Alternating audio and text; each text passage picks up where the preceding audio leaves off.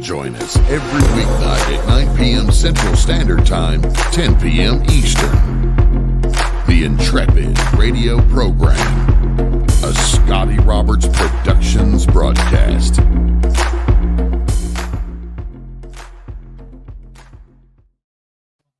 Well, good evening, everybody. Welcome. It's Friday night. This is your host, Scotty Roberts, and this is my show, the Intrepid radio program, right here on Odyssey. No, it's not on Odyssey. Look at that. I've already started badly. Let me start this way. Odyssey. See, I did that for 5 years almost, and it still comes off the top of my head if I'm not thinking. So we are no longer on Odyssey because Odyssey no longer exists as a radio station. But we are right here on my YouTube channel. We're also broadcasting over on Facebook and on my Instagram page. And if you're over on any of those and you want to hit the best chat room that is available for this show, go on over to the YouTube channel. That's youtube.com/Scotty Roberts. And over in the YouTube, hello, Susie Q. How you doing in the chat? Field Guy is there. They're the only two in there now, but there's a bunch more of you I can see by my numbers that are up there. So come on in and join the conversation. Don't be afraid to show your faces. It's a fun show. And let's see. What else do I want to say? Tonight is going to be Ghost Night. But before I get going, as happens so many times lately, so busy right up to the wire. You might not have seen an announcement because it didn't go out till almost the last minute. Well, the last minute. And so people will filter in and stream in and they'll see this. And if you're signed up for announcements over on YouTube for this show, you'll get that sooner or later. So welcome to the program. And we did not get this up on Patreon tonight. I did not have time to get it over there. So I need an assistant. Who wants to come and work for nothing and do all my work for me, getting this show set up? Field Guy, did I see that hand? Guys, I have to get something to drink. I'm going to be right there around the corner. So sit there. I'm not going to go on hold or anything. We're just going to walk over here. And you might be able to hear my voice. I'm going to go to the fridge and grab myself something to drink.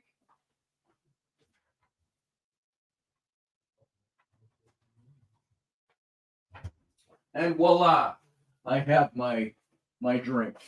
Not the best beverage in the world, but it works for doing my show. And I don't have my iced coffee here tonight. And so we're just doing Mountain Dew Zero sugar. Boy, I hope it still has caffeine in it, though. I think it is. Zero sugar is what it says. Okay. So here we go. Grabs a beer, says Field Guy. So tonight, there's all kinds of things to talk about when it comes to the political arena, of course. And I'm going to mention a couple of things without getting deep into any particular thing from my opinion on who I think should be president versus the other guys, so on. But I do want to mention something here that I'm finding in political discourse. Especially now, hey, Randall Flagg, welcome to the chat room. Especially now that things are so heated up, you sit back and you can start to see the strategy that was at play, the timing and all of that regarding pulling Biden, putting in Kamala Harris. No matter what you think about her either way, this was their strategy. They have to, the goal of running a campaign for election from any party is to win, obviously. And so they wanted a winning strategy. So what did they do? They pulled Biden after pumping how solid he was and how good he was and how he could do this. They pulled him, but after the point where you have to get your name legally on ballots in states. So that was the first thing. Then they bring his vice president up in, who they did not want originally in that office, but they have totally recast her. They're recreating her to be what they want her to be to the public. Hey, Grumpy Stack, good to see you. Glad you made it in. And so you're seeing all of this stuff going on right now from the Democrat Party that is attempting to repackage and market their candidate, their new candidate. And they're making that as exciting as it can be. And now remember, there's a lot of people that weren't going to vote Biden, but they didn't want to vote Trump either. So what happened when Kamala came in? And now her vice presidential pick, Tim Walz. Well, now here's the new grand, glorious, exciting new ticket. Now, Trump is still Trump. Trump is who he's always been. And so he hasn't made changes to anything. The only one who's changed, J.D. Vance. He had some things he held to a few years ago that he no longer holds to, or that he has modified. And one was on abortion. He said his personal belief was that he thinks there should be no abortion in this country. Now, he's modified that to say, obviously, in certain cases, it's allowable.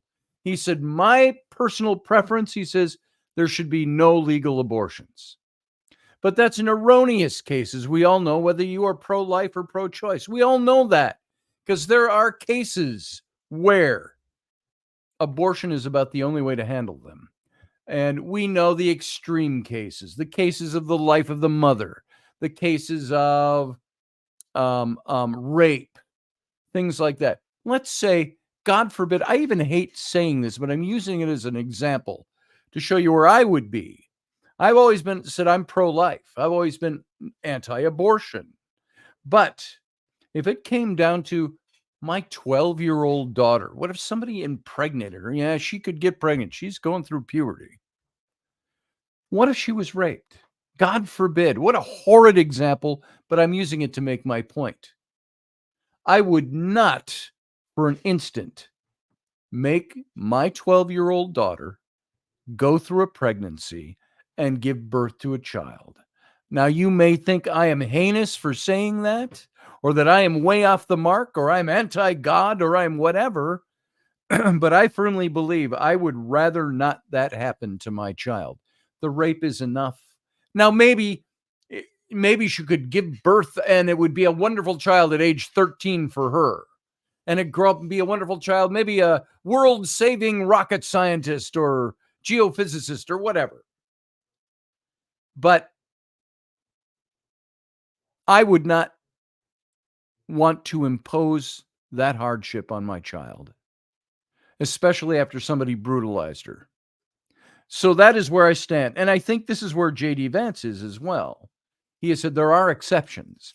And he's also falling back on saying, look, the federal government, the Supreme Court of the United States, took it out of the hands of the federal government to make that decision on Roe v. Wade and put it back where it belongs, into the states.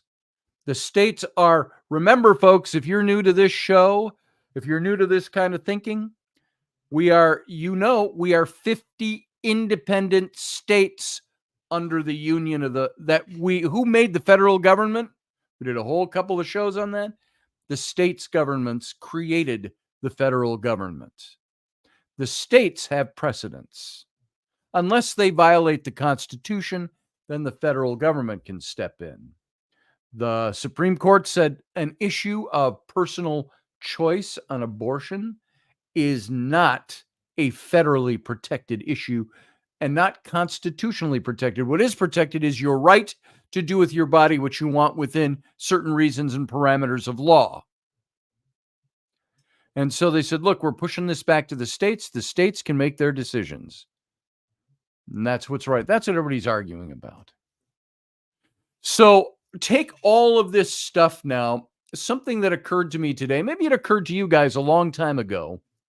But in talking, I went back and forth discussing an item about Governor Walz when he still is the governor of Minnesota, that he created all kinds of laws and, executive orders back during the height of COVID. And in March 30th of 2020, he put out an executive order with all these specifications about COVID, about not being able to meet in large groups, not restaurants closings, all of this stuff. Staying sequestered as much as possible. You can go out and get air, run around the block, but you can't group. And he also at that time established a phone number and an email address for people to call in or write in to report what they think were violations of this. Somebody told me, well, that was for big groups. No, he didn't say big groups. He, in the same context of talking about people running around the block or being in their yard raking leaves, and if you see somebody that's violating this not too many people gathering together, call it in. And everybody was arguing for him. They were trying. And here's what I noticed. I came in and said, well, this is an executive order he made. I said, that is pure progressive socialism or progressive Marxism, if you will. Remember our show from Wednesday on Marxism? And they're all saying, no, what's their answer? They didn't want to debate or discuss what it was all about and the ins and outs of the executive order. They denied it happened. And this is what I'm seeing a lot of these days. Oh, no, that didn't happen. He never said that. I said, well, I happen to have, and I posted a couple of articles. One was from the Washington Post, which is not a conservative newspaper. And the other was from some Minnesota newspaper of some kind, not one of the major papers. And I posted a couple of things, and I said, well, if you want to look at these articles, I said, this is where I'm pulling some of my information. Well, you can't trust that. That's a conservative source. I don't read anything that's from a conservative source. And I say, well, what do you know about this source that I don't know? I said, I try. And why are you presenting us information with links? I said, I'm also talking about it. I said, I didn't just throw up a link. I explained this is what was said, and I pulled out the pertinent points, and also on the actual executive order from Governor Walz. And it had in it a phone number and an email address to report on people. He didn't do that. I don't believe you. I said, you don't have to believe me. Just go look at it.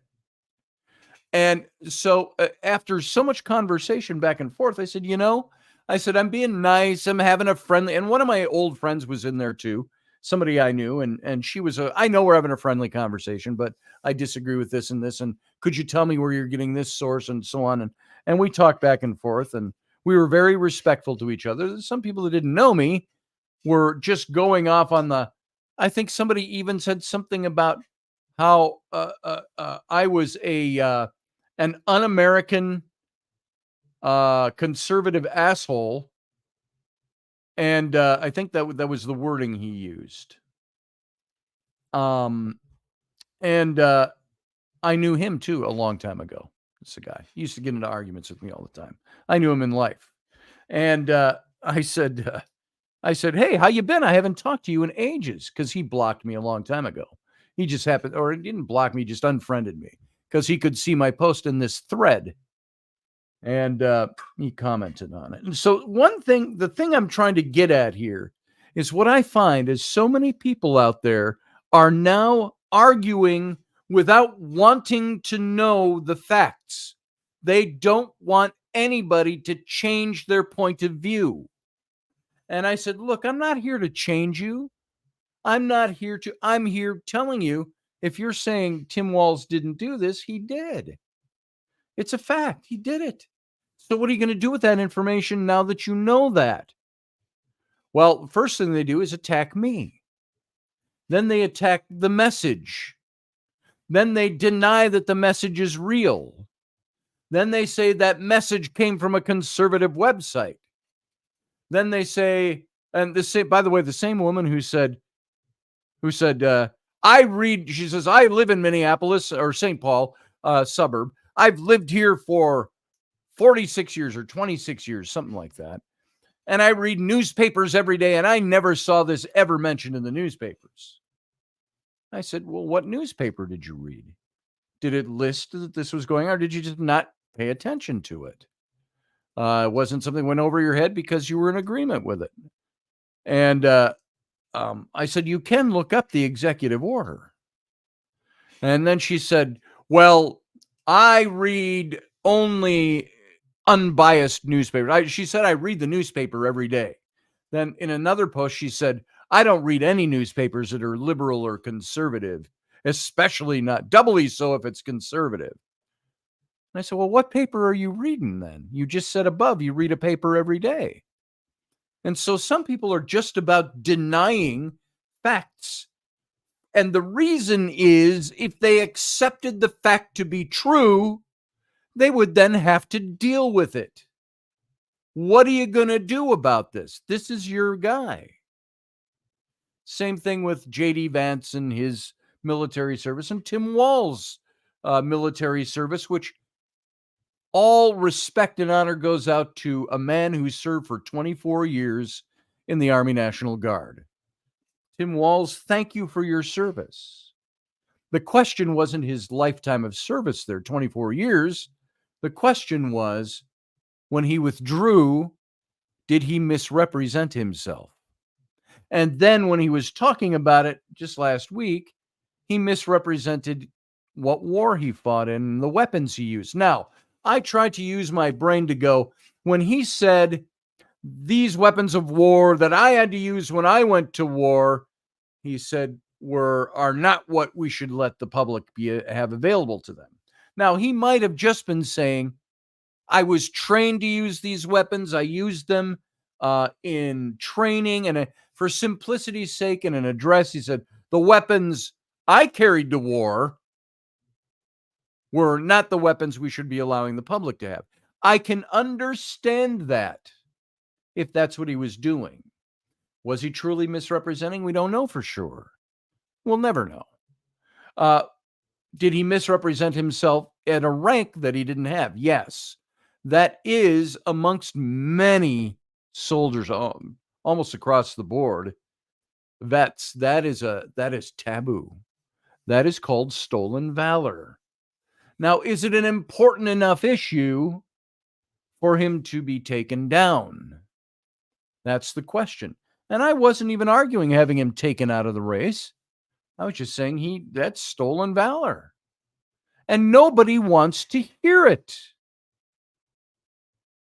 Professor Bauer says, you're wasting your time in discussion with the brain stain, Scotty. It's like playing chess with a pigeon. They knock all the pieces over, shit on the board, and declare victory. That's just about it. The only reason I stuck to that was because there were people in that discussion that I knew. Old friends. And so I stuck it out, and I was very polite and very professional. But there was a point where I said, I think you are deliberately, I said to one person, I think you're deliberately missing the point. You're deliberately burying your head in the sand about this issue with Walls and the executive orders because you don't want to know that. Because knowing that means you will have to deal with it. Remember, Professor Bauer, you'll know this. You were trained in seminary like I was. You were in ministry like I was. Remember, in the Bible, there was this principle. There was a verse that backed it up. I can't think of what it was, but there was a principle that says, well, it's the whole principle, to whom much is given, much shall be required. And it was the idea that you know the gospel, you know the truth of the message, and so you are without excuse about what you have to do with it. Now, that was in ministry, ministerial context in the churches we were in. And I think it's the same thing in this political game, is that if you know the truth or you know the facts, you are without excuse denying them. And that's what people, they don't want to hear it. They don't want to know it. They don't want to have their minds changed. And all you can do is say, well, I said it, I put it out there. Hopefully you'll see that and do with it what you will. Ignore it if you want to ignore it and vote your conscience. But I said, by the talk of some of you, you're using insults for me, insults for Trump.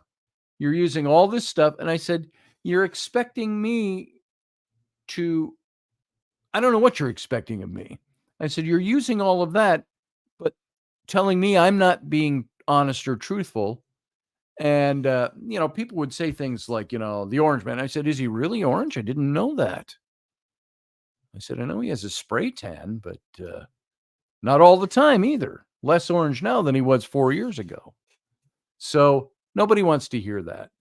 It's like the story I told of the missionary and the doctor at mission station, and the witch doctor smashes the microscope because that's where he saw that it was germs and bacteria that caused his people illness.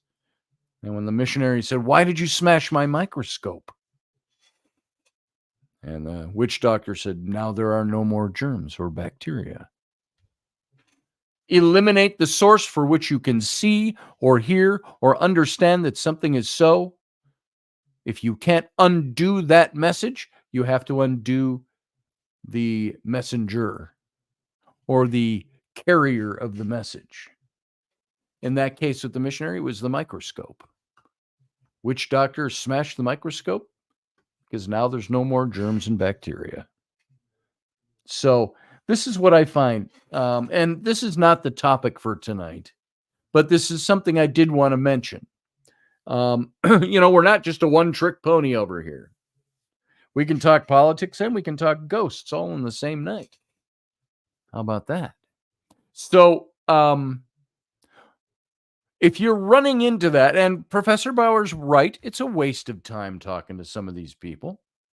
But sometimes it isn't. I found that the people that knew me there were respectful enough to hear what I had to say, even though they disagreed with me. And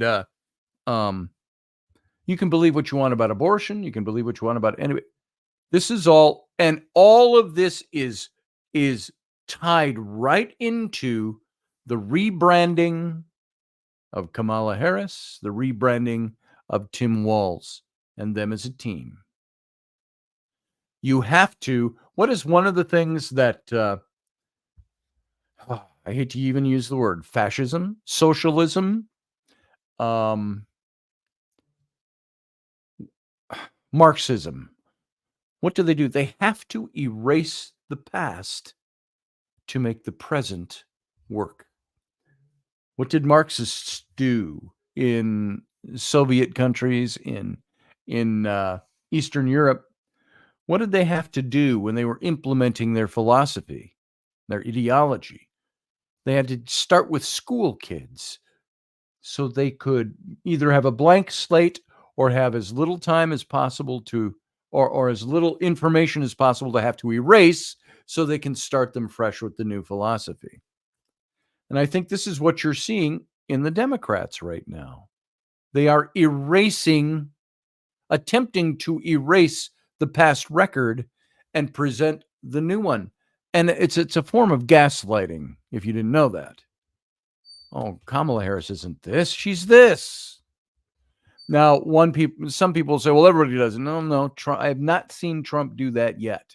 Trump has been a straight line across, whether you like him or not. It's not about liking him or wanting to vote for him. It's about comparing the two. He hasn't had to rebrand himself. Even J.D. Vance hasn't rebranded himself, but he has modified some of his views on certain issues. He hasn't totally rebranded himself. Now, can Kamala Harris rebrand herself? Sure. Can she rebrand herself? Can she have an epiphany and say, wow, I was wrong about this. I'm going to change course? Sure, she can. She can change her mind. She's a grown woman.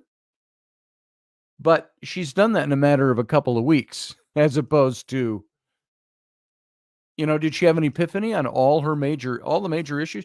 She's the one who helped create the problems we have up until 4 weeks ago.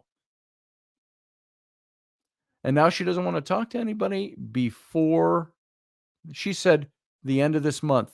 She's going to try to get her people to line up interviews before the end of the month.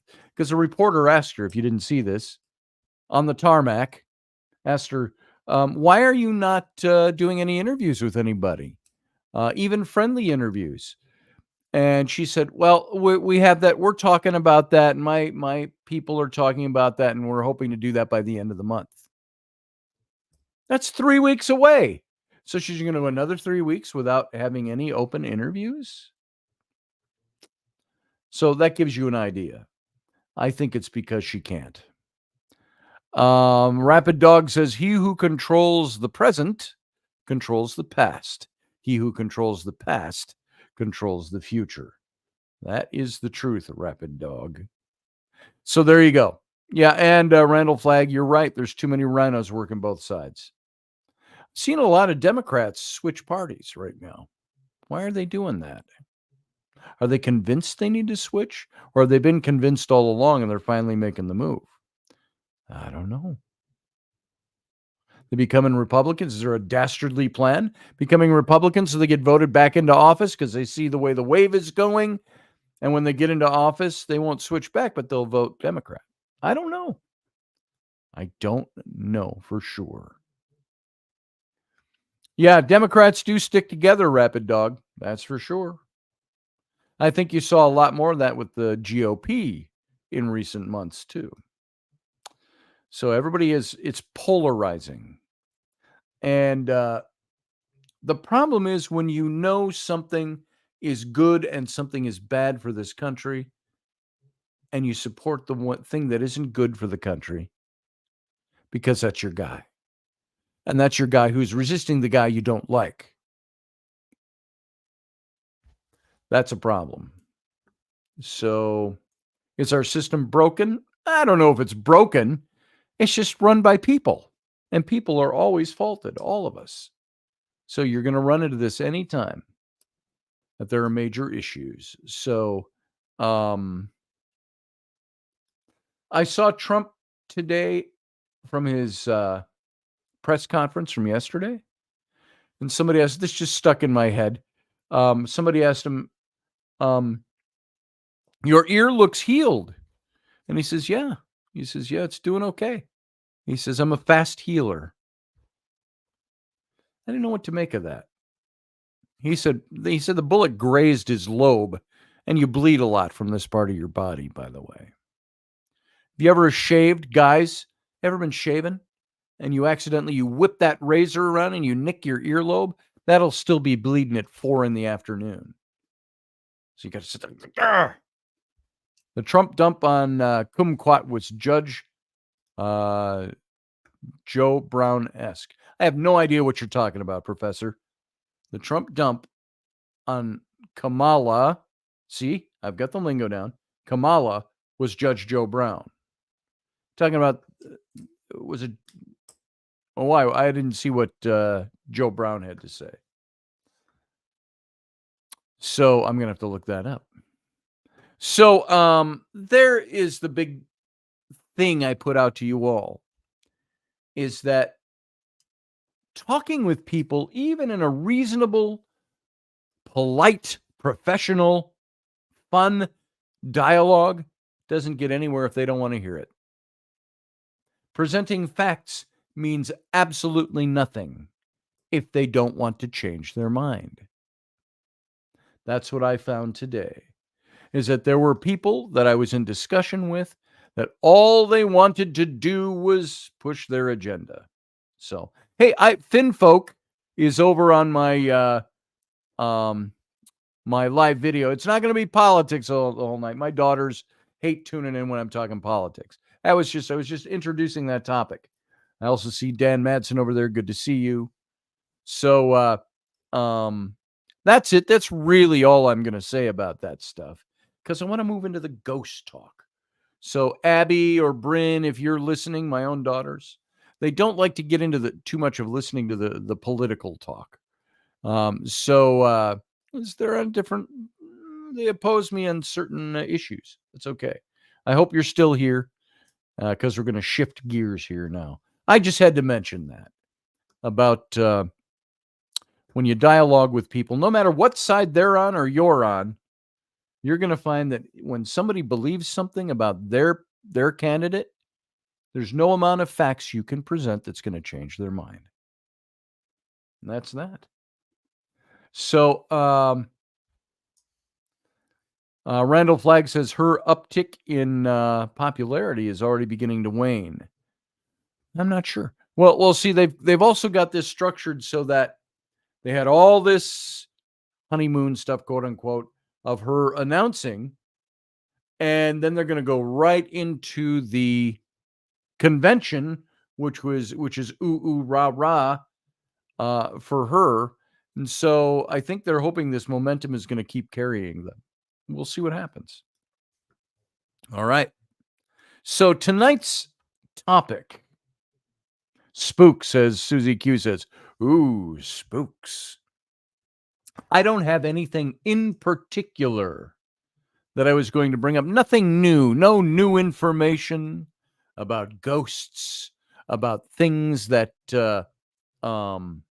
you haven't already heard me talk about or don't know about. And so it says there's one person over watching on Instagram. If that's my daughters, say hi over there. So I know it's you. If it's Dan, say hi. Maybe it's just me, but I don't think I'm counted as one of the people. Anyway, so politics out of the way now. Let's get into ghosts. And I wanted to maybe recap some stories that I've told before. And I mostly decided on this because I didn't really have any time today. I was so busy today. I didn't have time to come up with a new twist on ghosts, to look at ghosts, to look at the spirit world, to look at things that we've already talked about till we're blue in the face. So I wanted to bring up some of the ghost stories that I've talked about in the past. And some of them you've heard. Some of you may not have heard some of these things. So Randall Flagg says, I have nothing substantial to say, nothing positive about themselves, or they have nothing substantial to say. True. I agree with you. But let's move on to this, to a ghostier topic. And I do want to,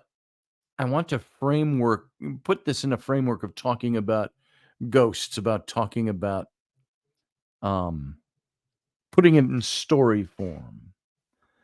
So you can hear some of the things that maybe you've heard before, maybe you haven't heard before.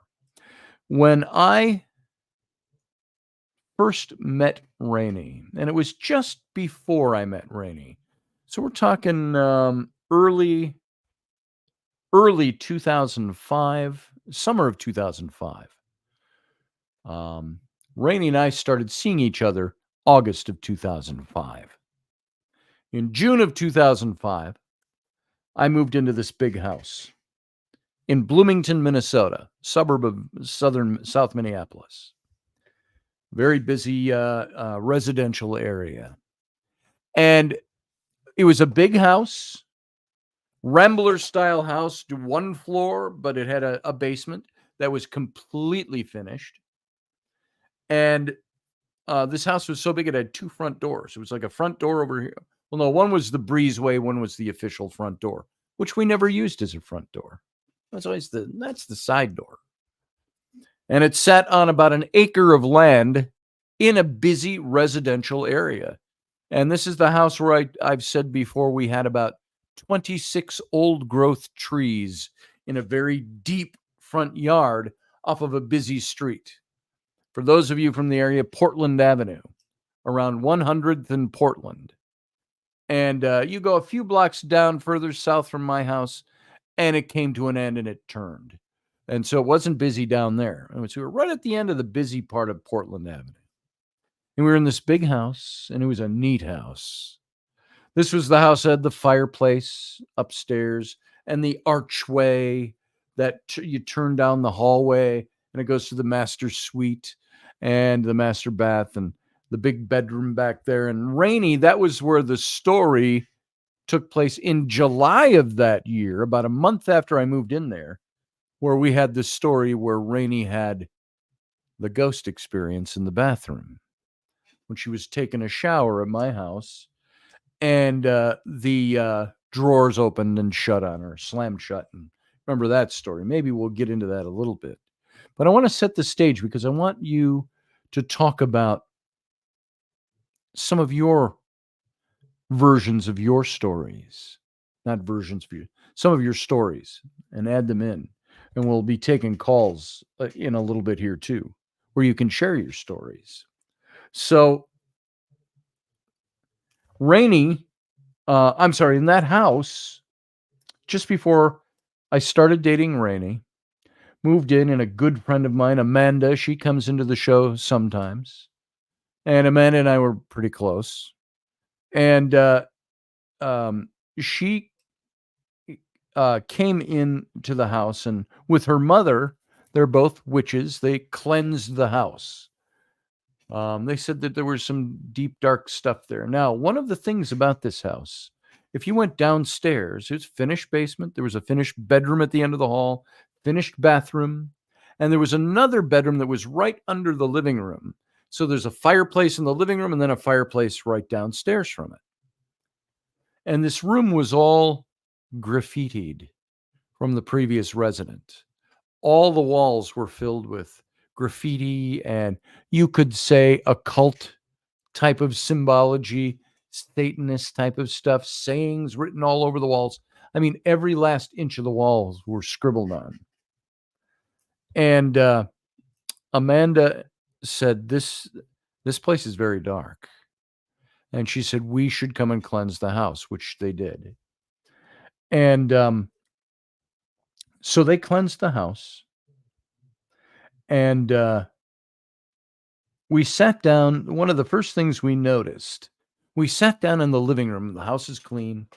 I was fairly minimalist back then. I had my 3 kids, of course. They weren't there when we were cleansing the house. They were at their mother's for the week. And we sat down these 2 little red leather chairs that I had, low back leather chairs, in front of the fireplace. We didn't light a fire, but we had some candles going and stuff, and they had just cleansed the house. And you could see in this, and I swear to you, I know what pareidolia is, where you look at patterns in wallpaper or whatever, and you see images. Well, we're looking at this fireplace, and we're talking. And in the soot that is on the back wall of the fireplace was a face. And you didn't have to really imagine it. You sat back and you went, look at that. And what the face resembled was like the face, I remember my first impression, the face on the Shroud of Turin. It had that look. And the fireplace was all blackened, and there were certain lighter spots and spots that didn't have any ash on it at all. You could even see in this image, and we're just sitting about 4 feet away from it, and we're staring at it. And you could even see like the lips. It had looked, the way I described it at the time, it looked like total blackness and a face starting to emerge out of the blackness. So you just saw highlights. You saw it had long hair. And I would chalk it up just to pareidolia, except it was so defined. It was even, you could see on the lip, the lower lip, you could see a highlight, like the lip was wet. And you could see the little lines in the lip. You could see it had a mustache. You could see the eyes. You could see gloss, like the eyes were a little wet. And it wasn't like a painting. You had to look at it for a second and go, oh my God, all those features match up. Like Mike Myers in Halloween, maybe kind of like that Randall Flagg. And so we sat and stared at it and we scrutinized it. I even put my finger to it to see, is this something here that somebody had etched into the wall, and there's nothing. It was just ash. And so from an old fireplace that hadn't been cleaned for a while. So we're looking at this face in the candlelight and said, that's pretty chilling. It didn't scare me. It wasn't scary. And I think it was Amanda or it was her mother, Kay, who said something about, I have a feeling that's like the guardian of this house is showing you its face. And of course, after I had a fire or two in that fireplace, that face was gone. The ash all changed. And so, speaking of the guardians of locations, when we were out at the festival, remember when I got the recording of Uncle Dave? We were up on the knoll, and there was supposedly a guardian of that festival, not of the festival, of that area. Native American in nature, but spirit that had been there forever. And there were ley lines that crossed on the site over there. And we actually had it speaking to us at one point, saying it was the guardian of the site. And in that respect, now, you got to take yourself out of the mode I've already set up, which was politics. And we're talking about some politics. But take yourself, if you can, out of that mode and get into a spiritual mode or a spirit mode. And I want you to think of the things that we believe exist, but we can't prove exist, and they don't seem to affect us on a day-to-day basis. Christians, do they live on a day-to-day basis like there's really a God? Sometimes, some of them do. But for the most part, even people who go to church in Christianity go right back into their lives during the week and don't really act like they believe. I think there are probably Jews that will do the same, and probably Muslims that would do the same. I love Uncle Dave too, Susie Q. Thanks for saying that. Rapid Dog says, long live Uncle Dave. Indeed. Hey, Claudette. And so I believe that there are spirits, entities, guardians, whatever you want to call them, angels, devils, demons, good, bad. We talked about this with Professor Bauer and Jason the other day, talking about what are the powers that really are out there. Remember, even the New Testament talks about this earth, that in talking about the evil one, or Satan, or the devil, if you will, Lucifer, it talks about him being the prince of the power of the air, that the air is filled with all these entities that are always there. There is the Roman Catholic. I first learned this from the Roman Catholic, Adam Bly, if any of you know him, demonologist, works with the Catholic Church, not a priest, but works with the Catholic Church, and speaks at the Vatican to bishops and priests on demonology and exorcism. And he doesn't perform exorcisms because he said, I'm not a priest. He believes firmly that only a priest can do that. And anyway, he was the first one that told me that the fae, the fairy folk, the elementals, think of all of them, the she, the banshee, the Moreau, or the mermaid, if you will, that all of these entities are things that exist, he said, but they were considered to be, according to Roman Catholic theology, and I think maybe a lot more than just Roman Catholic, that they were the things that were considered to be too bad for heaven, but too good for hell. They were neutral in the war in heaven, the wars that took place apparently before the earth was created, and still goes on, according to some. The battles in heaven, and they took a neutral stance and therefore were cast down to the earth because they were too bad for heaven, too good for hell. Yeah, Claudette, you're right. The voice I did catch was Uncle Dave.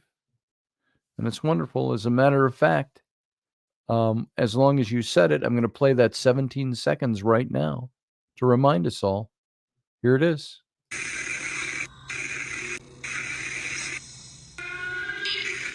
Dave, I love you, brother. I miss you too. I miss you too, I heard. Yep, Did you guys hear that? I heard that. I miss you, Dave. So there it is. You can't deny it. It was him. You can deny it. Let's put it that way. You'd have to pretend that you don't know what he sounds like, that you don't know his voice, and many of you don't. But if you caught him on the show, there it was. So that was at the spot where we picked up The Guardian in previous years of that site. So I lost myself in exactly where I was in my train of thought. But this guardian of the house is what Mandy, and her mom said. And Amanda, if you're out there listening, you should call in. Love to have you call in. And by the way, I'm going to give the number out while I'm talking about it right now. If anybody wants to call in and talk about this stuff as we continue to go on here, I'm pasting it into the chat room. Boom. There it is. And I'm going to go over to the call-in number for or link, I should say, to the Instagram account. There's the call-in link for anybody watching on Instagram. It may only be me over there right now. I don't know. So, so they thought that this might be the guardian of the house. All right. Now, let's leave that at that. As you know, I had scotch and cookies. I've talked about that before, my house every Thursday evening. And tons of people would come over to my house all the time. We'd have about 20 people on average. And one night, and remember the layout of my house, I had, if you're looking at a floor plan from above, I had the big living room, the archway, the hallway that went sideways, the bathroom, master bath, master bedroom.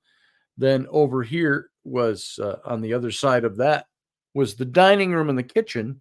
The dining room was Sam's bedroom. We just made that into his bedroom. And then the kitchen, and it all connected down on the bottom into the breezeway, which overlooked the stairway that went down to the downstairs. And there was also above the stairway, there was a big picture window that was about 8 feet, about 8 feet in length, 5 feet tall maybe. And there was no glass in it. It was just open to the living room. So you could see from my desk all the way to the archway at the far end. And so people would always come in my back door off the patio in the back.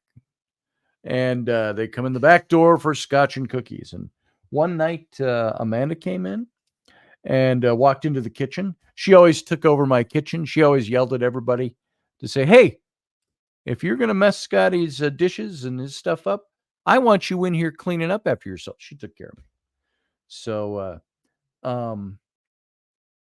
her mom walked in the door and looked around. She was still in the doorway, and she said, oh, my. She says, there's somebody here tonight. She said, there's a woman here tonight. And I said, who? And she said, I don't know. She said, but I get this distinct feeling that there is a very, and she's still standing in the doorway, in the breezeway. And she said, I get this distinct feeling that there is a jealous woman. She's angry, but not angry. She's jealous. And she talked about this woman being there. She said, you have other women in the house. And we stood and had a little conversation right there. She said, this woman is very jealous whenever you have a woman over here. Or this group of women. We had a lot of the belly dancers, a lot of the friends from the festival, and as well as Irish bands and all my guy friends. And so she said, there's a lot of women here tonight. And she says, I have a feeling, she says, it's really strong tonight. Okay. Well, I didn't know what to do with that. Well, a little later in the evening, somebody that I had hung around with a bit She was one of the young belly dancers out at the fest. Why did I say young? Because I'm looking back 20 years. And she said, "Hey, can I go change in your bedroom?" And I said, "Sure, go right ahead." And she had just a change of clothes she was going to change into, and everybody's having a good time. And she comes out and she says, "Scotty, there's somebody in your bedroom." She said, "I walked in and I saw a very devilish looking man." And she said, and he's leaning on, I had as a dresser at the time, I had an old antique 100-year-old buffet that you'd see in an old dining room. Big, long, 6.5 feet long, maybe, with the long flat drawers. And she said he was leaning on it with his elbow, smirking at me. I said, "Why didn't you come back out?" She goes, "Oh, he doesn't scare me." She said, "I just saw him. I thought I'd let you know I saw him." And of course, in future months after that, Rainey started seeing things in the bedroom as well in that house. Well, that all took place that night. And of course, you hear those stories. And of course, when everybody goes home, it's like, okay, I'm all alone in my house now, and I'm going to go sleep in the bedroom where she saw some weird dude leaning up against the buffet. I mean, that's just the way it was. I could creep myself out more than anything else. Well, so that was the first interesting stuff we had happen in that house. It was from seeing the face in the fireplace the first night I lived there to very shortly after seeing some of these other things. And then we had a birthday party for my friend Amanda at the house. And by this time, I'm seeing Rainey, and Rainey and I are a thing now. But it was that same year. And I remember it was September, and God, I want to say the 26th, Amanda, if you're listening. Or she was 26 on the 1st of that month. I can't remember.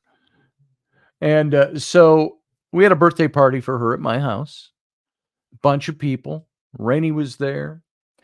And my daughter Bryn came up to me during the festivities. We're all sitting around in front of the fireplace. And she said, "Dad, the weirdest thing just happened, and it freaked me out." We had 3 cats in the house. We had a cat, and Rainey had 2 cats that were at our house. And we put them all in the, my daughter put them in the bathroom. And what was it that she said? How did she? Well, she was either putting them in or she was going to go in the bathroom. And she says, "I opened the door," and you've heard part of this story. She said, "I opened the door and the drawer opened up in front to block the door from opening." She said, "I just pulled it back shut and I came out here to tell you." So we went back and checked it out. Nothing. The door wasn't. Well, I think the door was blocking. I had to take like a screwdriver and we had to work it through. About the door could open up about that much, and you had to stick the screwdriver in there and work the drawer closed to open the door. And so that segues into the little story about Rainey in that house. Just a few months later, that we're sleeping, and it wasn't the night we had the blankets pulled off of us.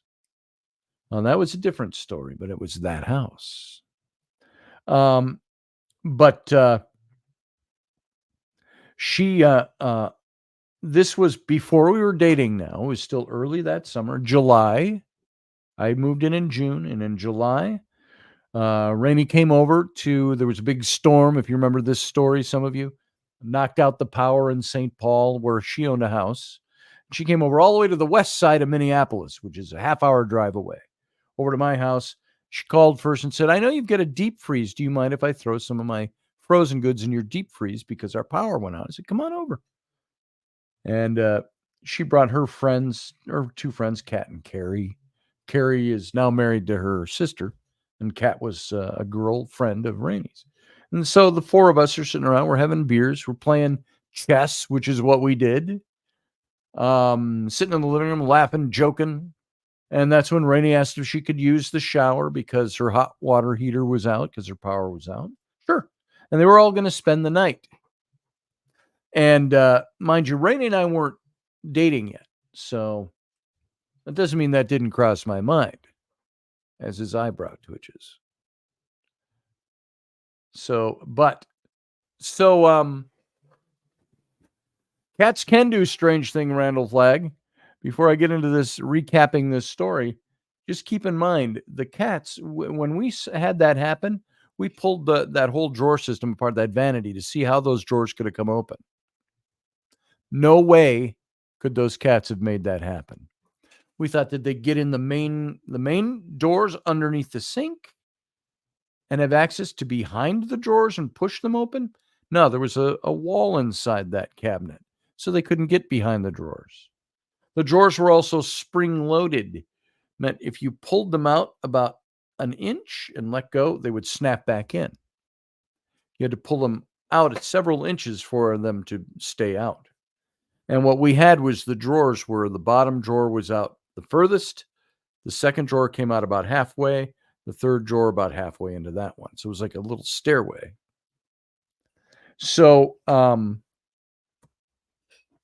that was also when Rainey had that experience. She went and took the shower. I've told this story a couple of times.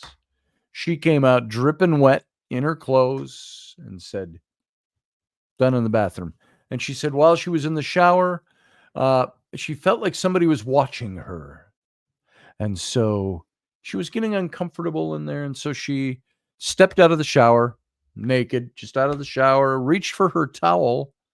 And as she reached for the towel, which was folded up on the back of the toilet, she hears and looks, and the drawer in the vanity is opening all by itself. Then it slams shut. And she went, I just threw my clothes on and said, I'm done in the bathroom, and that's why I'm standing out here dripping wet. And so we went in and we, all bravado, and hey, if you're here, show us something. Nothing happened. Well, it was the next day. Now, Rainey was going to spend the night, and so were her two friends. And I had accommodations for everyone. And after that experience, Rainey decided she did not want to stay at my house that night. We're going to go back to my house. We'll just rough the lack of air conditioning because it was hot summer and the power outage. We'll make do. So they left. And so I'm alone in the house, and I went in to the bathroom after they left, and I said, look, if anybody's here, you can be here. But I said, I do not want you scaring my kids. If you do, I will make sure you get sent away, no matter what it takes me to do it. And of course, the next day was a beautiful day. Post-storm, the humidity had broken, the heat had broken, and it was a beautiful 65 to 70 degrees, blue sky with puffy white clouds, sunshine. I had all the windows and doors open. And I was sitting out in that breezeway, and as you know, and I've said this before if you've heard this story, I would drink a pot and a half of coffee a day, easily, between 6 and 10 a.m. And so I had my normal amount of coffee. I'm out in the breezeway at my desk, at my computer. And I would go through the kitchen door and through the living room and the archway and turn and go to the bathroom. And I had gone to the bathroom once or twice already that morning because I had so much coffee in me. And right around noon, I got up and walked back to the bathroom again. And as I turned the corner through the archway, the bathroom would be straight ahead, about 15 feet away, down the hall. And the door was open, and all those drawers were open again, like a stairway. And they hadn't been the two times I was in there that morning already. Nobody was home. Just me. Kids were gone for the weekend. And it wasn't the cats. This was before we had all the cats. Anyway, we only had one at that point. And so the drawers are open. And I thought, I did not leave those drawers that way. Now, when you see that, guys, we all think, I'm getting the backs of my arms are getting chills. That's weird. Goosebumps. But when you see stuff like that, you don't always think, oh my, this is, let me back that up. There are things you say, I wish I could have some of those experiences that I hear other people talk about because I want to see this for myself. Now, I wasn't invoking that or asking that, but I rounded that corner and sure enough, those drawers were all open like a stairway. This was the day after Rainey's experience. And by the way, when she had her experience in the shower there, and the drawer opened and shut, when we went back in there, the big mirror, way up high, I had to reach about this height, there was a handprint in the mirror in the steam that was still there. And the handprint, you see my hand, that handprint was about this big. From heel of the hand to tip of finger is about that big.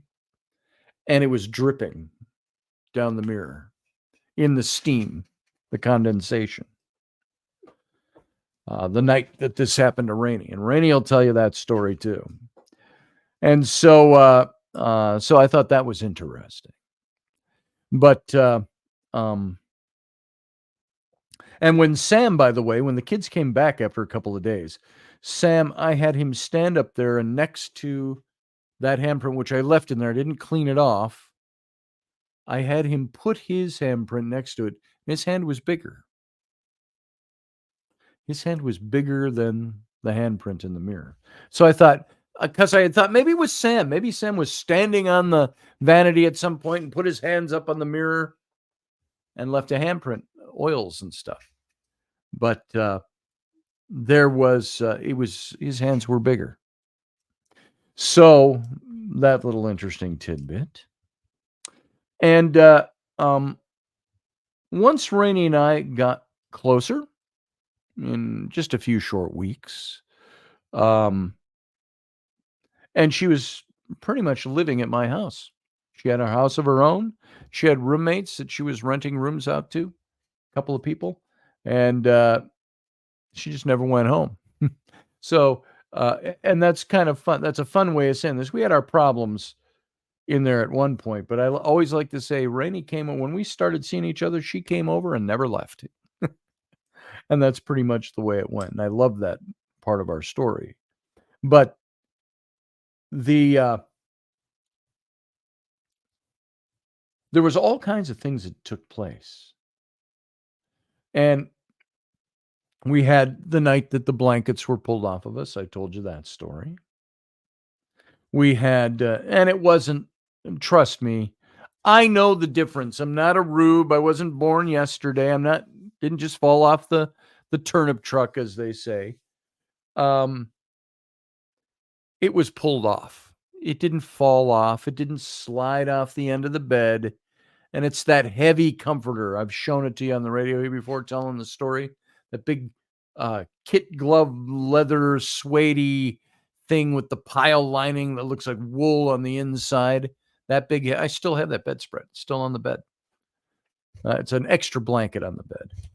And that thing was a king size. And that thing weighs a ton. I don't know how much it weighs. I'll have to weigh it one of these days. I'm thinking 15 to 20 pounds. It's a heavy blanket. So we had that blanket yanked off of us, just like, thump, pulled right off of us. And I sat up and caught it and yanked it back up. And then I looked at the clock. It was 4:44 in the morning. We've talked about this story before. Rainey, also in that room, had seen a little boy that was about Sam's age. Blonde hair, wearing a black suit with a white shirt collar and white cuffs. Looked old-fashioned. And she said he was just standing, not staring at her ominously, kind of to the side. And she saw him, she said, just standing on the other side of my bedroom. Now, my bedroom was actually originally, it was 2 rooms in the house. They had taken down the wall, refinished the wood floor in there before I owned it. And so my bedroom was actually about 22 feet by maybe 18 feet. It was a huge room. And it wood floors. And I had the buffet dresser in there and my king size bed. And that was pretty much it. And piles of clothes, of course. Laundry. Not something standing high enough to look like a child, in case you're wondering. And Rainey said she saw this in the middle of the night. And it was on her side of the bed was the rest of the room. And she said, I said, well, what did you do? And she said, I just rolled over and cuddled up next to you, went back to sleep. And I said, why didn't you wake me up? She said, I didn't want you to think I was nuts,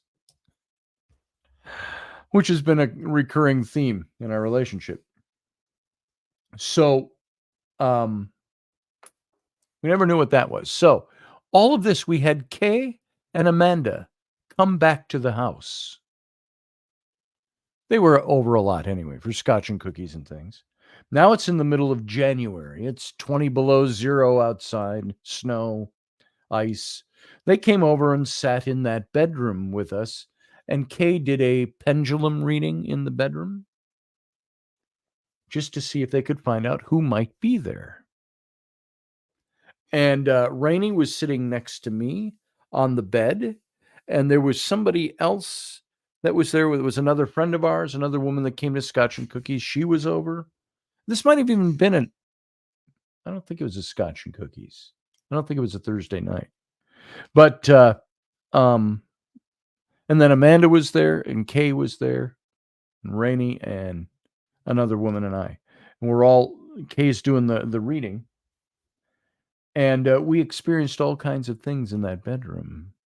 First of all, when Kay's asking if there was anybody there, Rainey and I were sitting, and she and our other friend saw something misty pass.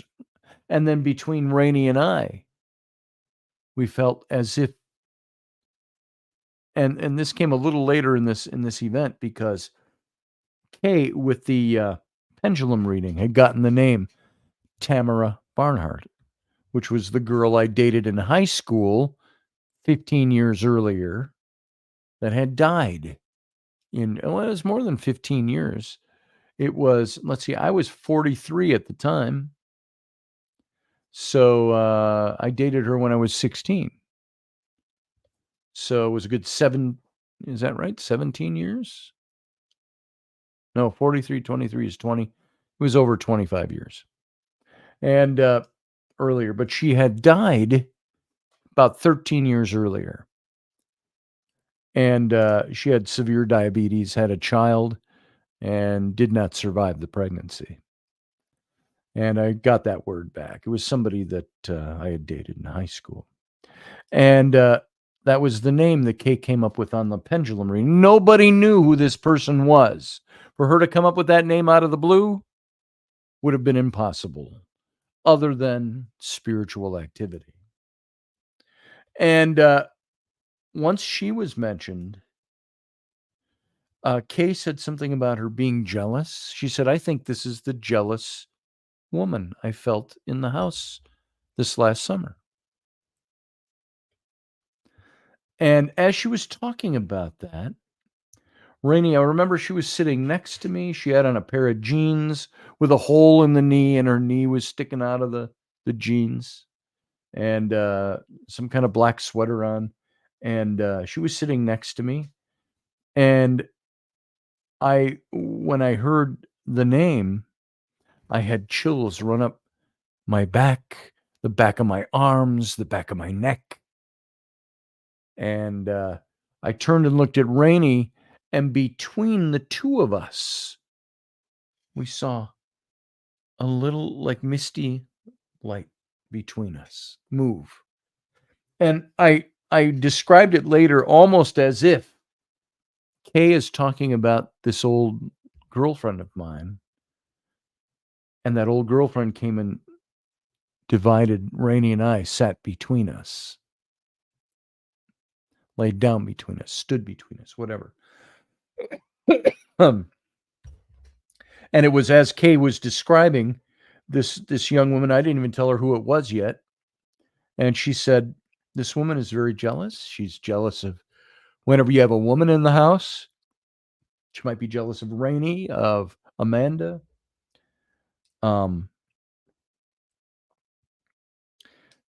And that's when Rainey and I felt this. And Rainey felt it. The reason I mentioned and I remember the hole in the knee of the jeans, not that it was sexy as hell on Rainey, but she said she felt the skin on her knee grow very cold because it was exposed to the air. And as we saw this, we both saw it. And so there were other things with this name. I asked questions. I asked if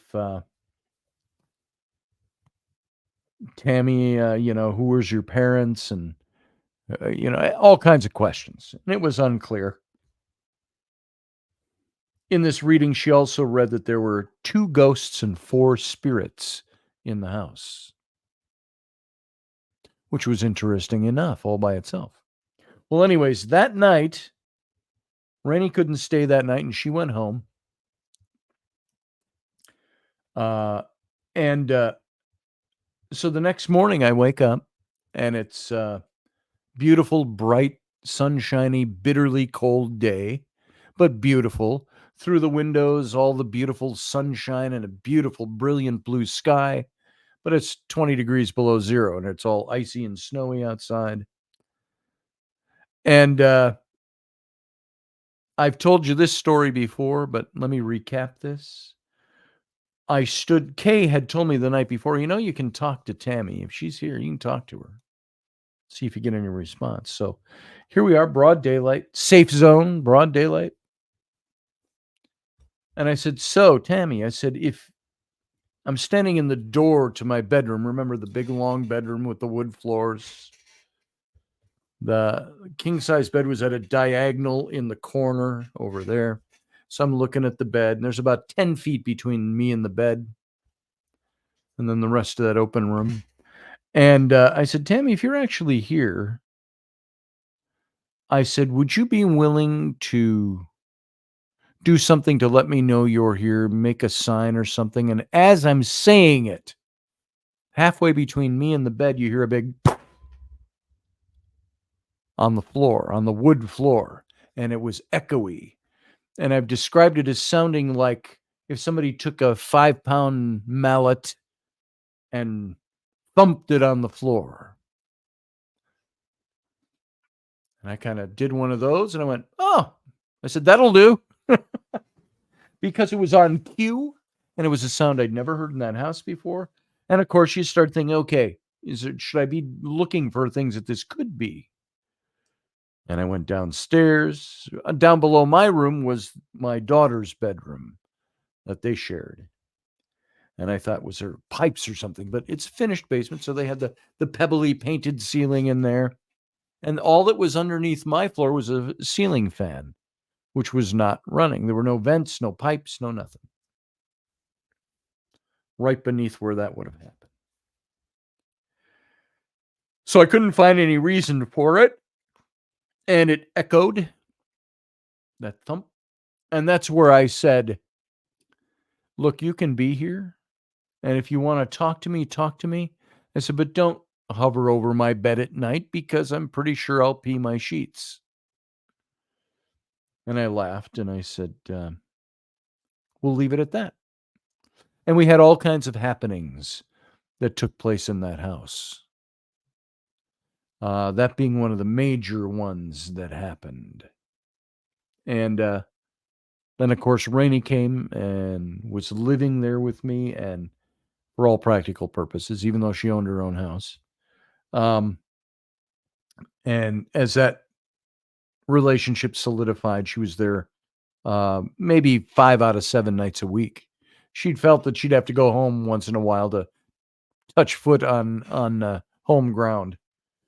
And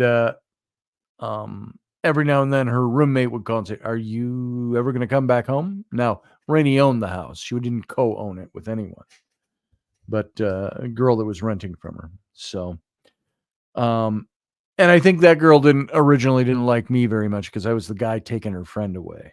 So, but there's no hostility. You can just tell. You can tell. So, the cat stories, the blanket getting pulled off, the little boy standing in the bedroom.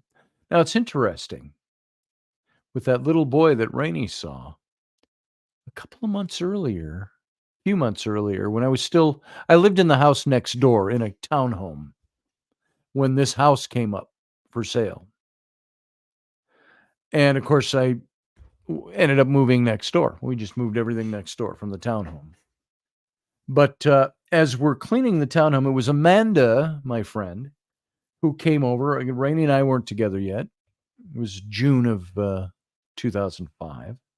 And Amanda came over and was helping me clean the house and get it all shaped because we were all moved already.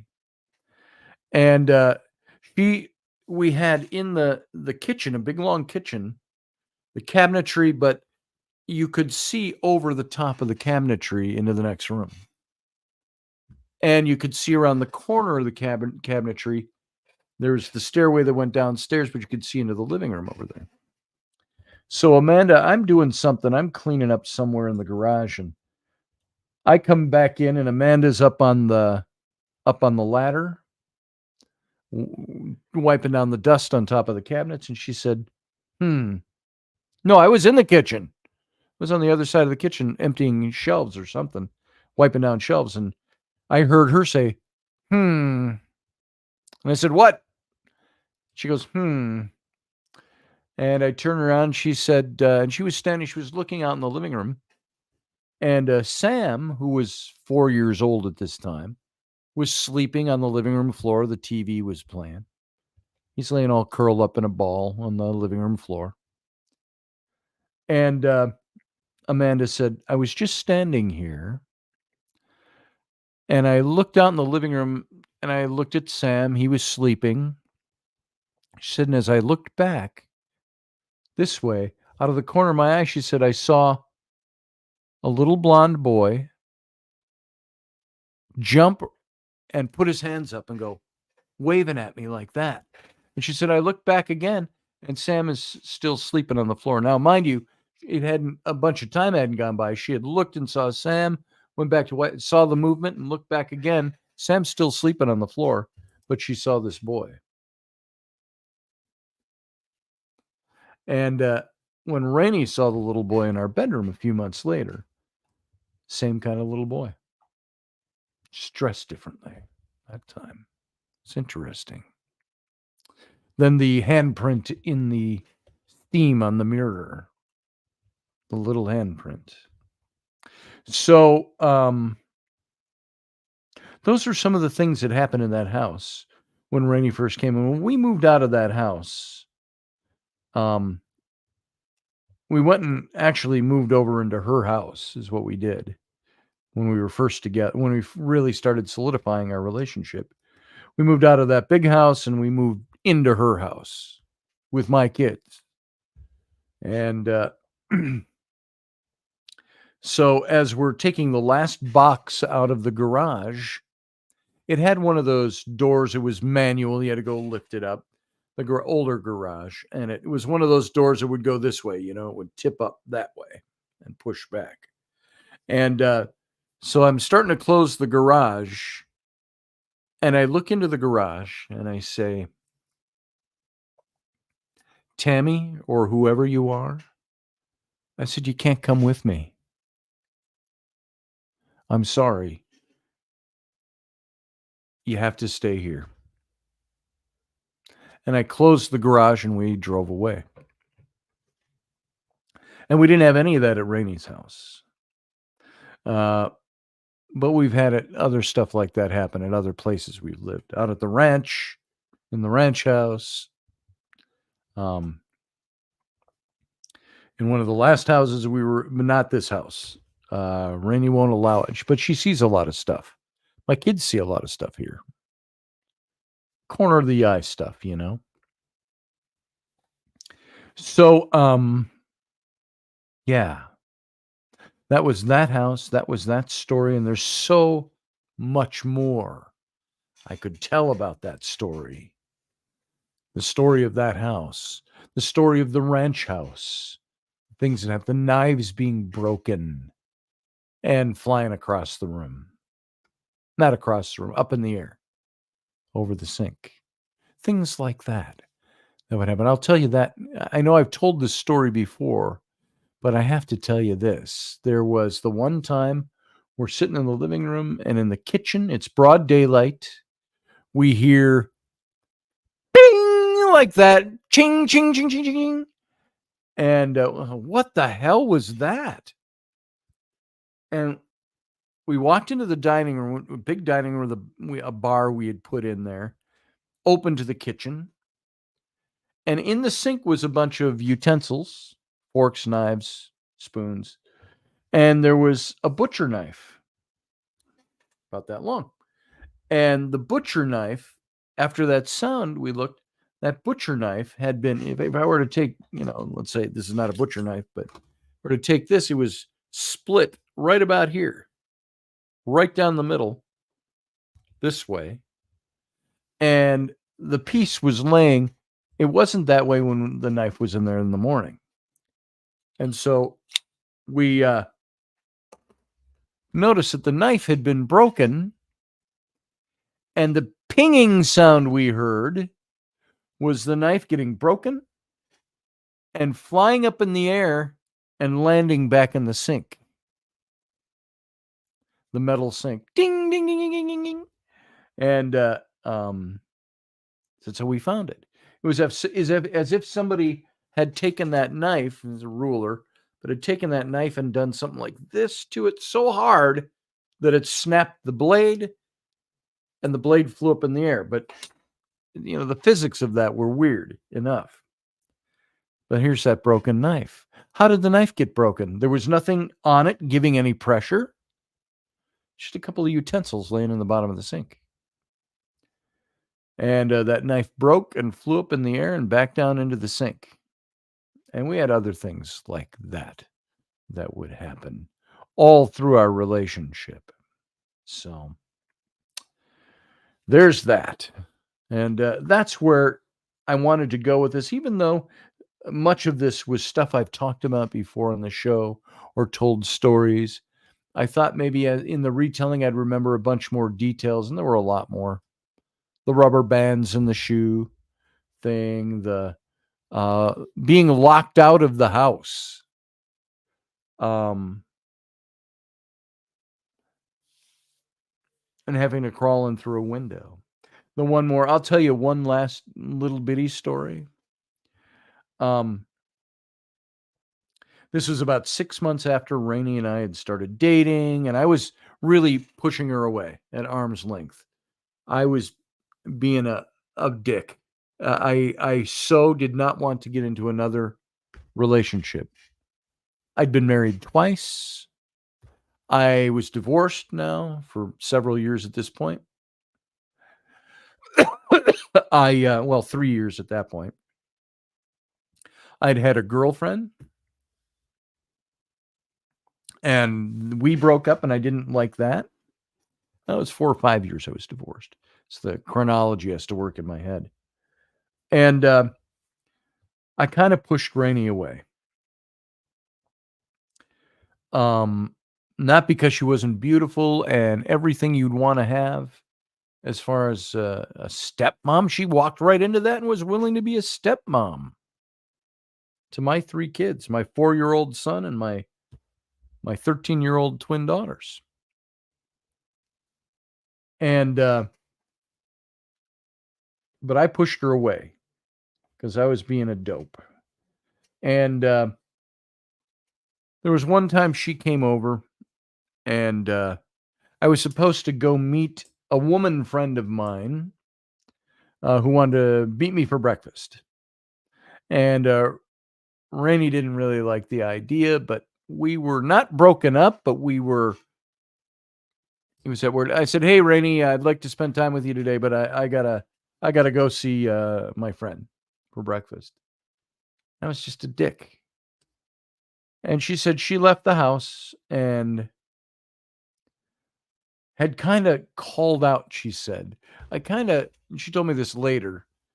She said, I kind of said, "Hey, if there's anybody ghosts in this house, spirits," I said, "do something, lock them out of the house or something." Now, here's the deal. I didn't have a key to the house. I had one, but it got misplaced somewhere. And so I always left the back patio door unlocked. And you could lock the handle, but then I wouldn't have a key to open it. To lock the deadbolt, you needed the key. So I always left that open. And I always let friends and everybody know too, if you ever need anything, the back door off the patio is always open. And so I left that morning at about 9:00, went to go have coffee and breakfast with this friend of mine. And I came back a couple hours later and the back door is locked. It's never locked. And I had to crawl through a window to get in. I was lucky I found an open window. And I think it was the window over the sink in the kitchen. I crawled in there and I looked, and the deadbolt had been locked. I had to destroy the screen to get it off the frame to crawl in the window. So I walked in and the deadbolt had been locked.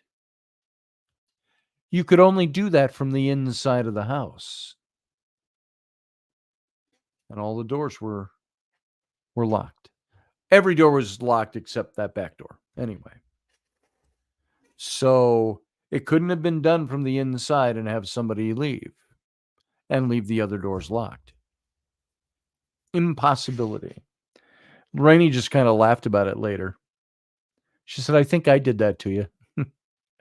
And so I had stuff like that would happen. I remember I walked in the house, and then when I found it locked, I looked at the house and I go, very funny.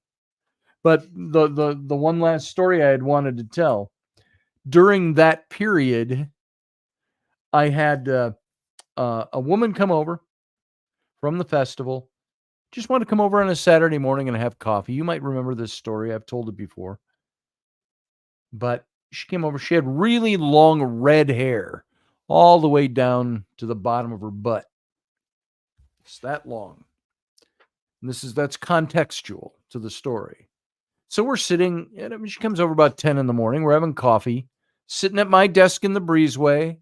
She's got the extra chair in the breezeway and talking. We talked all the way through the day about all different kinds of things, just having a good time, talking about our friends and stuff like that. Nothing happened. Let me make that very clear. Nothing happened between us. Nothing sexual, nothing even close to it. We were just being friends, having coffee and yapping all day. In the early evening, I needed to go use the bathroom. And I said, "I'll be right back."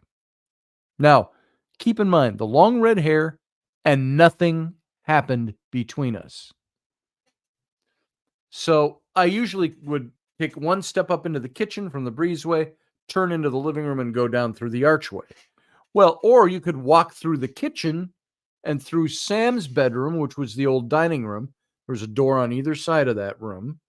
So you go through the door in the kitchen and through the door to the back hall and the master suite. So I went that way. I went through the kitchen and I went through Sam's bedroom, and now he wasn't there. Kids weren't there that night. And about halfway through his room, I hit a wall of cold air. I mean, it was like walking into a block of cold air. I just went, and I remember I'm getting chills on the back of my arms talking about it. And I said to myself, I said, "Whoa, why is it so cold back here?" All right. I go out the back door of his bedroom to the back hall, to the master suite, turn into the bathroom. And there I, to be delicate, I unzipped to do my business. Just had to let out a little pee. And I feel something weird. And I go, what is that? And some of you may remember this story. I pull, and it's hair, but it's not mine. I pull on it, and unraveled was a red hair about, I'd say about that long. You can't see both my hands. And 25 inches or more. But it had been wrapped all around my junk. Because when I pulled on it, it went and unraveled.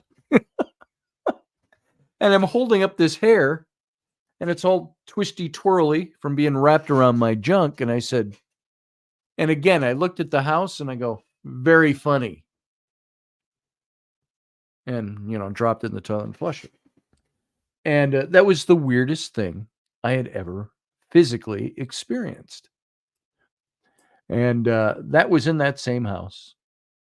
And of course, not long after that, Rainey and I did not break off the relationship. I did not. Got down on my knees and told her I loved her. I didn't want her to go. Please don't go. And of course, the rest is history. So that was the early house that we were in. We've gone through many different places we've lived, from mostly houses that we've been in, that slamming doors, bangs on the wall, entities looking in the window at night, all of this kind of stuff that we've experienced. And I used to say Rainey is a conduit. She is a magnet for this stuff. So I think she attracted a lot of it. So there you go. There's my ghost story for the night. Let's kind of leave it at that for now. And if you guys want to call in, you can. And how? How, says Randall Flake? You mean, how did the hair get there? No clue. Like I say, the reason I bring up she had long hair and we didn't do anything, there were no residual hairs on my body. I had never taken my clothes off.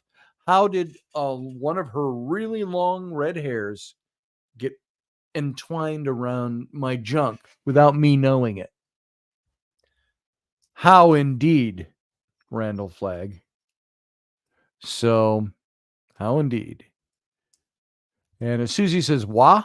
Are you saying Washington State? Was that an exclamation? I got no ghost stories like that," says Rapid Dog. Yeah, that's probably one of the more outstanding ones I've had. So, there you go. Anybody got a story you want to call in? I will once again post the link here. There it is in the chat room. And over on my, I don't think anybody's over on the Instagram page. So if you come on in, the link is in there. And there we go. So think about it for a second. Let's take a little break and we'll come right back. So for those of you who have to leave, I think some have already had to leave because our numbers went down and then up again. If you got to leave, live long and prosper. If you don't, we'll see you right back here in just a minute, as soon as I hit this button.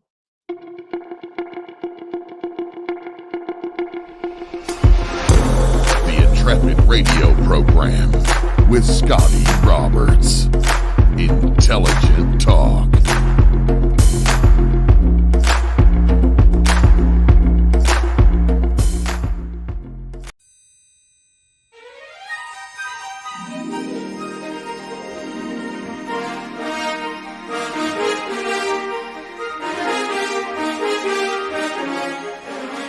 Hey folks, this is Scotty Roberts, and this is the Intrepid radio broadcast.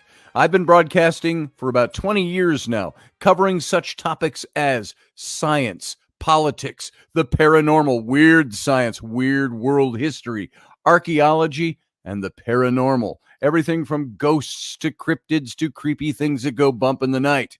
So every week I bring you 3 new episodes. Come and join my channel and also be a patron to this site. So see the details below, and we'll see you here.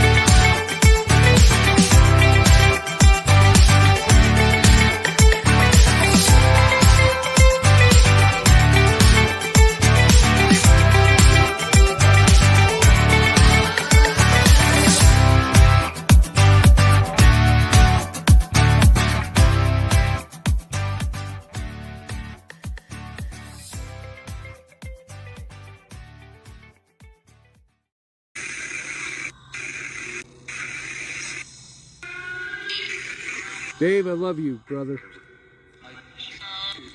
I miss you too. I miss you too, I heard. Yep, Did you guys hear that? I heard that. I miss you, Dave.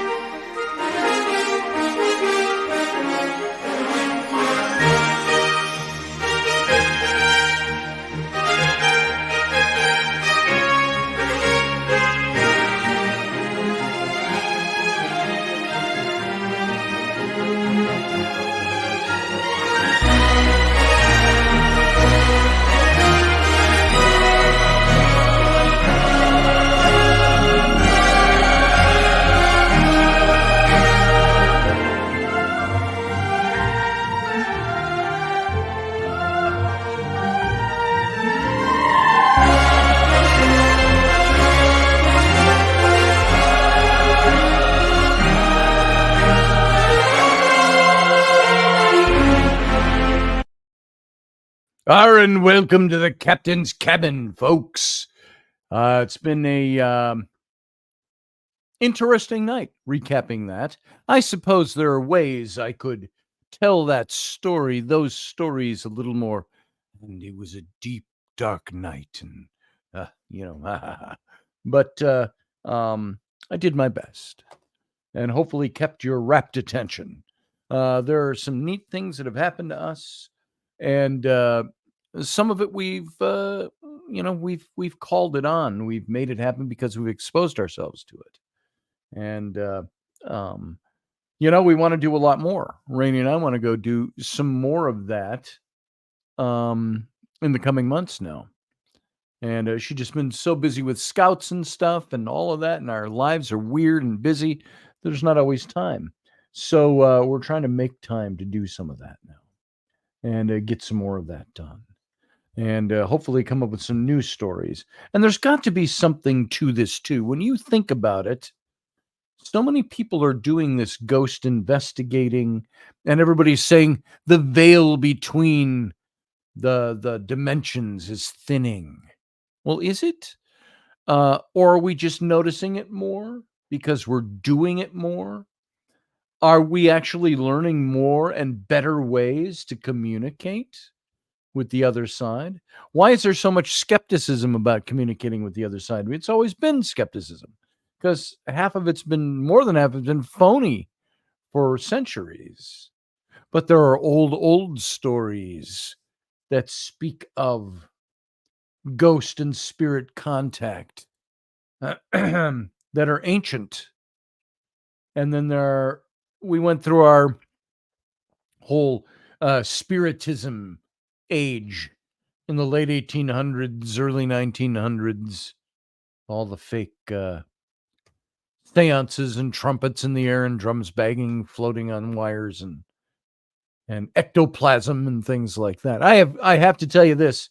In all my time doing this, I have never seen ectoplasm. Not saying it doesn't exist. I'm just saying I've never seen it, never slipped in it, never been slimed.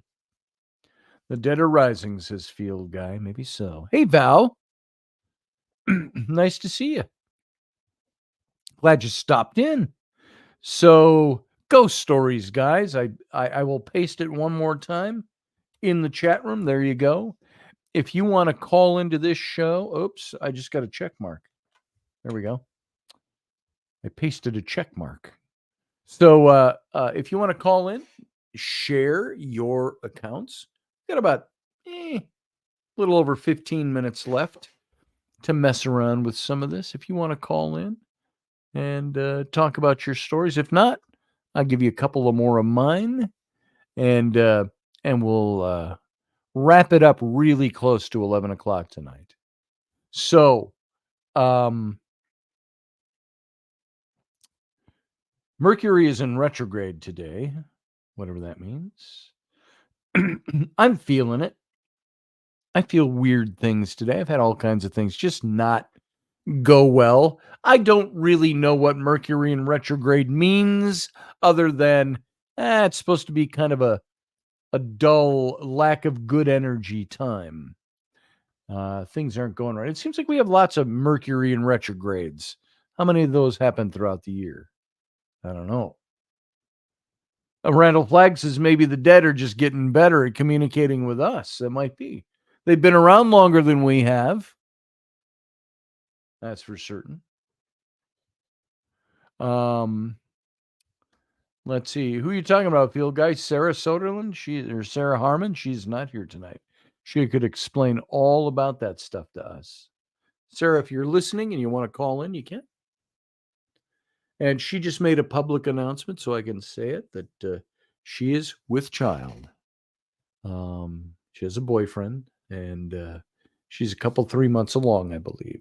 So, but she could answer that question. Nancy Planetta could answer that question if she's listening. I don't know.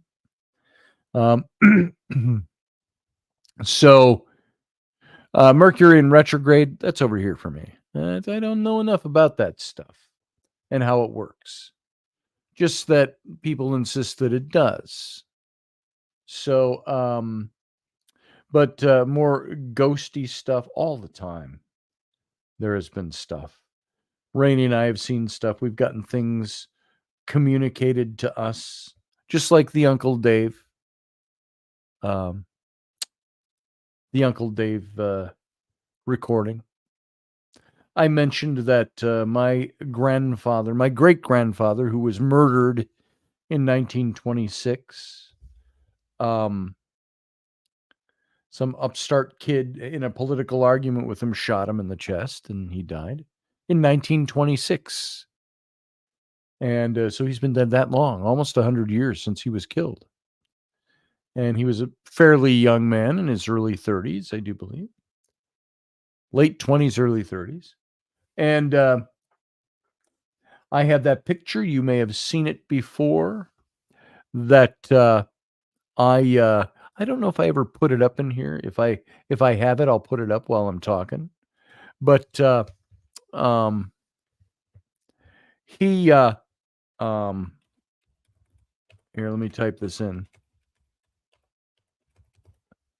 We'll see if he comes up here. Oh, I was typing and it went nowhere. But I had that picture of him in the suit and the very dapper and the fedora. 1926 we're talking about here.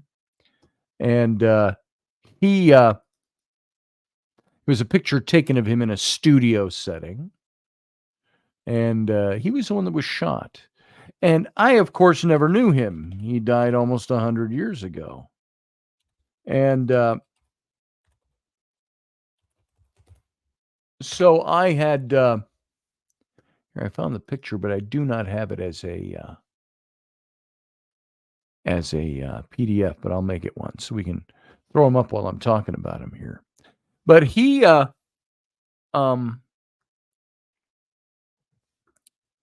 was shot and died. And my grandfather also died very young. My dad's dad, he died when he is Stephen Foster Roberts' son, died when he was 21 in a tuberculosis sanatorium in Kentucky. And my dad was 6 weeks old when he died. And so I never knew either of those patriarchs in my family.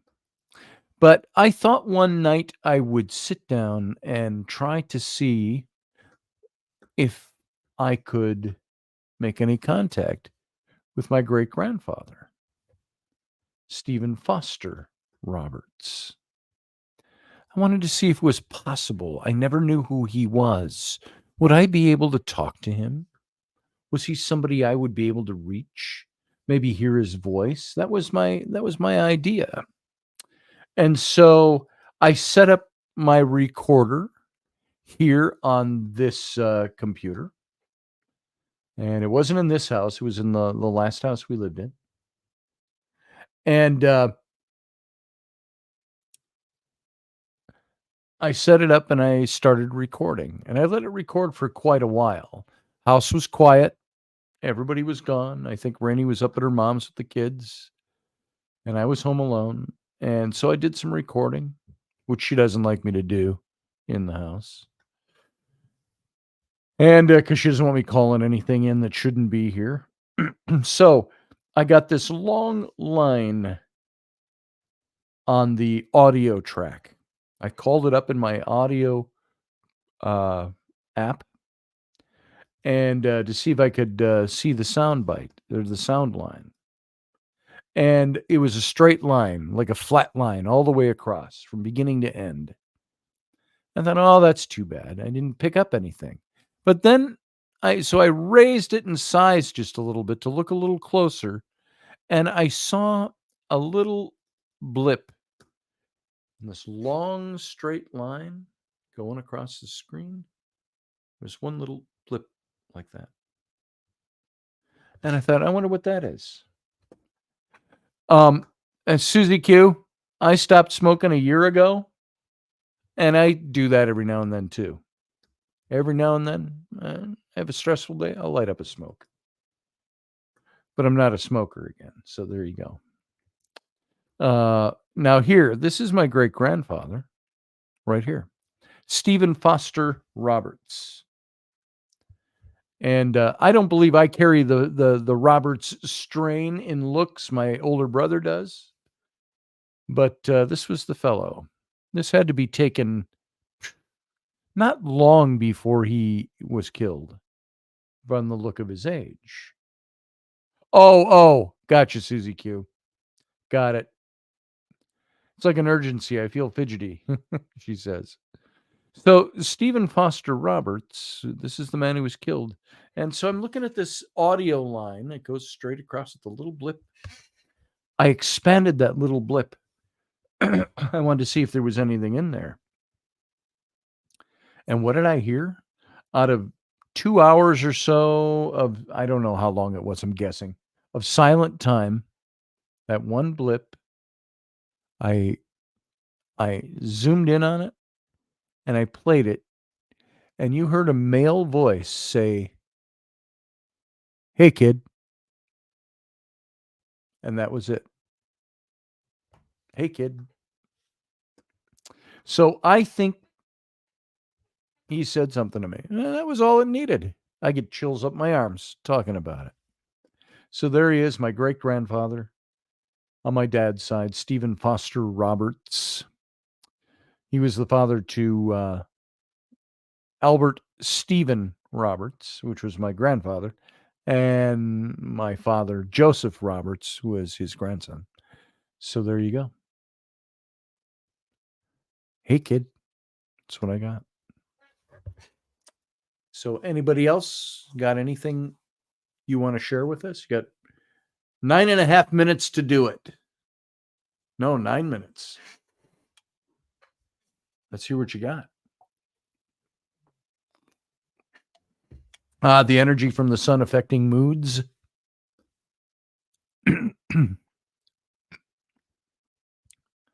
Sativa is what you smoke. Energy from the sun affects our moods. I believe that. I have a nice, sunny, bright day like today. It has been the last 3 weeks have been hot, humid, heavy, oppressive heat. 90 to 100 degrees. 110 with the heat index, with the, nothing for you Louisianers. But up here in Minnesota, Wisconsin, that's hot. And then it broke after a storm the other day, and yesterday and today. High yesterday was 65 degrees with a beautiful, bright blue, sunny sky. It was warm in the sunshine. Puffy white clouds. It was the same way today, just a little warmer. It was around 70 today. So the last 2 days, I turned off the air conditioner and opened up all the doors and windows. So that's gorgeous weather. Field guy, you'd probably freeze up here. You'd wonder if you needed a jacket. 65 degrees is a myth, he said. I think I mentioned this before. My grandfather, who had pulled up stakes and moved to the little island down in the Caribbean, off the north coast of Honduras, he showed a picture of himself in a windbreaker with the ocean gray and churning behind him. He says it reached 65 degrees here today. Or wait, it got down to 65 degrees. I wish I had a parka. I'm freezing. And that was because, what does he wear? He wore shorts and a T-shirt, if he wore a shirt at all, as he wandered around his property down on the island in the sun all the time. So they have their cold season down there, of course, the rainy season. And that's when he experienced that cold. 52 tonight, says Susie Q. Yeah, I think it's going to be about the same here tonight. 50 to 60, right in that range. 70 for the high tomorrow, they're saying. It's 83 with 67% humidity in Louisiana.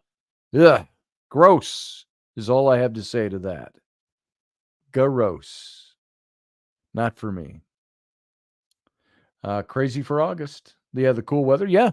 Well, it's usually, we were doing a Renaissance Festival.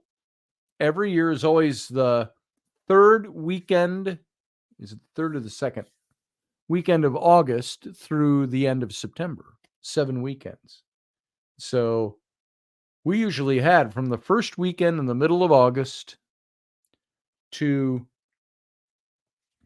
maybe 1 or 2 weekends before the end of the run in September. Hot in those big costumes. Hot. But we always looked forward to those last few weekends where it was a little cool. That last weekend, it was always nice. If you had a cape, you wore your cape. That's when the heavy costumes felt really good. Some years we had snowflakes in the air on closing weekend, which was nice. Always sucked out there when it was raining because you didn't have big crowds and it was wet and cold. But yeah, it was always hot this time of year out there. So I have a feeling we'll probably zoom back up into hotter temperatures again. This is just a nice respite from the 3 weeks of hot and humid. So right now, what's my current temperature? Let's find out. Hey Siri, what's the current temperature in my area? I can't tell your location because of your settings. Where would you like to hear the weather for? Somerset, Wisconsin. I don't know where you are. Please turn on Wi-Fi, which will allow me to find your location. Oh, that's right. I don't have the Wi-Fi on. I'm hardwired in with my computer. Well, why hasn't it done that before?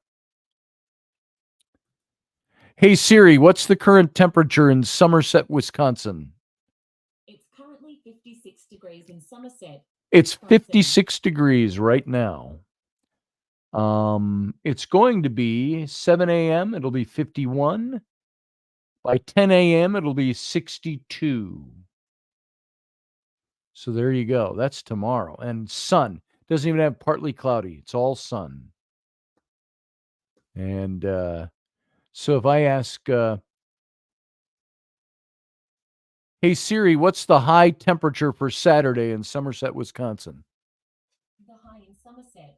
71 tomorrow. 71 degrees Fahrenheit to And sunny skies. It says a chance of rain, 0. I thought that said chance of rainy, but it's got a semicolon in small print. Chance of rainy tomorrow, 0. She's still in Alaska until Wednesday. They'll be home. They're in Fairbanks. They drove up to Fairbanks today. She said about a 5 or 6 hour drive. So, yeah, I'm liking it. I'm liking this weather right now. Works for me. So, folks, we got about 2.5 minutes left to this show. So I'm going to start my slow decline to the sign off. I want to thank you all for being here, giving me your time. I'm serious about this question now. You all know how to get a hold of me. If you've got some topics that you would like to see me cover on this show, let me know. Because you know me, I got topics. I'll talk politics. I'll talk history. I'll talk weird spirituality and ghosts and all of that stuff. So if you've got something you'd like to hear me talk about, or you'd like us to get into that you think would be an interesting topic, you let me know. Let me hear your voice on the matter, and we'll go from there. But until then, you know what? We got a little over 2 minutes left, but we're going to take it out now. I'm going to take us out. So thanks for being here. We'll be back on Sunday morning at 9 a.m. Do you want to say something, Flynn? Yeah, help yourself. There's no caffeine in that. So he wants a Fresca from my fridge. My son looks like Tarzan of the Apes. He's bare-chested right now. He's been this way all day. Pair of shorts, long baggy shorts, his long hair. Come here. There. You get to see my son. Here we go, Flynn. There's my boy. That's my 14-year-old, my little boy. Or as mom would say, she'd hug you and go, oh, mommy loves her little boy. So the hair's looking good. And that's him. You need a tan is what you need, though. Maybe you should put on a little tanning lotion as you mow the rest of the lawn tomorrow. So, he says, you don't want to be tan, or it's not fashionable anymore, or you don't know? You need a little color. So, thanks, Rapid Dog. Thank you, Susie. Same to you. And everybody, yeah, he's growing very handsome. That is my 14-year-old boy, soon to be 15. He'll be 15 in 2 weeks. So he's getting there. All of you, you have a good night. Thank you for coming. Thank you for being here. Thank you for giving me your time, for spending your time here. That's kind of cool when you think about it. So until Sunday morning, live long and prosper. Have a good weekend.